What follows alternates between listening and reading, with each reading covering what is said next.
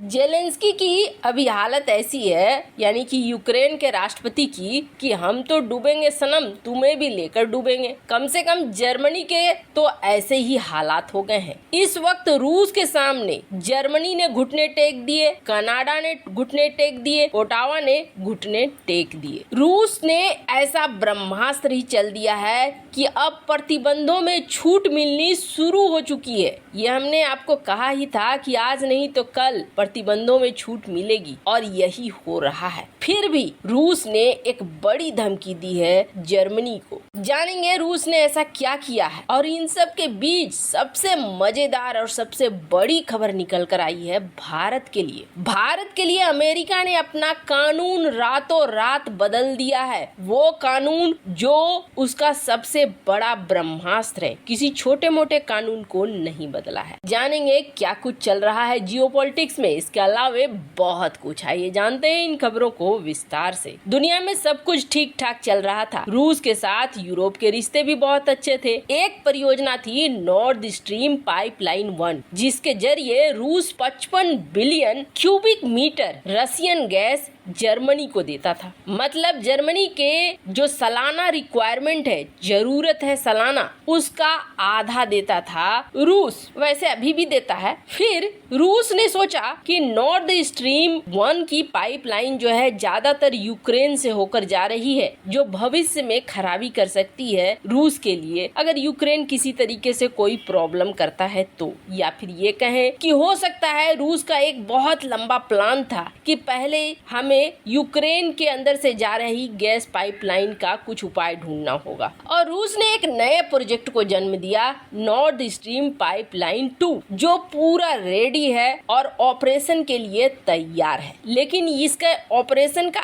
ऐलान होता उससे पहले ही बड़ा वाला लफड़ा शुरू हो गया। दरअसल शायद रूस का प्लान ये था कि नॉर्थ स्ट्रीम पाइपलाइन 1 हो सकता है युद्ध हो जब तो खराब हो जाए या क्षतिग्रस्त हो जाए। हालांकि ऐसा कुछ हुआ नहीं। यूक्रेन ने भी उस पर हमला नहीं किया, क्योंकि यूक्रेन को यूरोप से मदद चाहिए थी और यूरोप को जो गैस जा रहे थे उसे रोकना नहीं चाह रहा था। और रूस ने भी अपने पाइपलाइन का बचाव ही किया। वो नौबत नहीं आई कि नॉर्थ स्ट्रीम 2 को तुरंत शुरू किया जाए। लेकिन रूस ने अपना पूरा प्लान बना कर रखा था कि हम यूरोप के साथ व्यापार करते रहेंगे। नॉर्थ स्ट्रीम 1 अगर खराब हुआ तो नॉर्थ स्ट्रीम 2 को हम ऑपरेशनल कर देंगे। लेकिन यहाँ पर खेल थोड़ा बदल गया। खेल ऐसे बदल गया कि जर्मनी को कभी नहीं सोचा था रूस ने कि ये प्रतिबंधों में शामिल होगा। जर्मनी सहित नाटो और यूरोपीय यूनियन ने प्रतिबंध पे प्रतिबंध ठोक दिए। शायद इन्होंने ये प्रतिबंध बिना सोचे समझे ठोका और सोचा कि कुछ ही दिनों में रूस घुटनों पे आ जाएगा। लेकिन इसका उल्टा हो गया। इसका उल्टा ये हो गया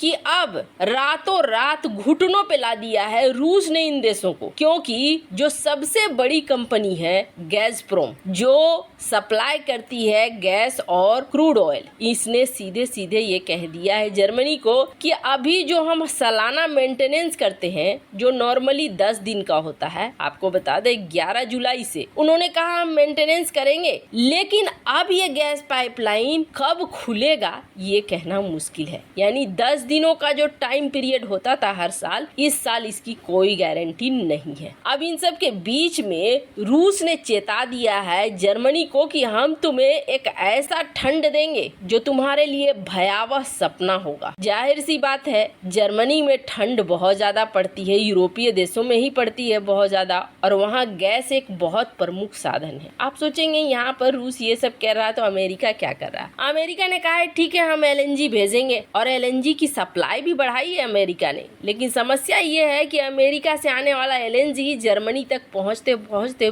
बहुत एक्सपेंसिव हो जाता है, बहुत महंगा हो जाता है। और दूसरी बड़ी बात है कितना देगा अमेरिका। अमेरिका के पास इतनी क्षमता नहीं है कि पूरे यूरोप को वो गैस सप्लाई कर सके। अगर ऐसी क्षमता होती तो रूस से वो गैस सप्लाई नहीं लेते, अमेरिका से लेते। हालांकि जिस तरह का डिस्टेंस है वैसे में देना भी संभव नहीं है। अब जैसे ही जर्मनी सहित यूरोप के कुछ देशों ने देखा कि हमारे ऊपर तो बिल्कुल बम ब्लास्ट हो रहा है, इन्होंने सीधे कह दिया कि ठीक है हम अभी के लिए प्रतिबंध हटा रहे हैं। यहाँ पर एक चीज लगा दिया अभी के लिए। जर्मनी ने प्रतिबंध हटाया, ओटावा ने हटाया और कनाडा ने हटाया। लेकिन ये सारे देश शायद शायद रूस को मूर्ख समझते हैं। ये देश सिर्फ अपने फायदे वाले प्रतिबंध हटा रहे हैं कि हाँ भैया तुम क्रूड ऑयल भेज दो, हमें गैस भेज दो, हम इस पर प्रतिबंध हटाएंगे। तो रूस तो ऐसा है नहीं कि ये बात समझ ना पाए, इसलिए रूस अब अकड़ कर बैठा हुआ है कि जल्द के जल्द खुद ही ये सॉल्यूशन ढूंढेंगे। अब जैसे ही इन्होंने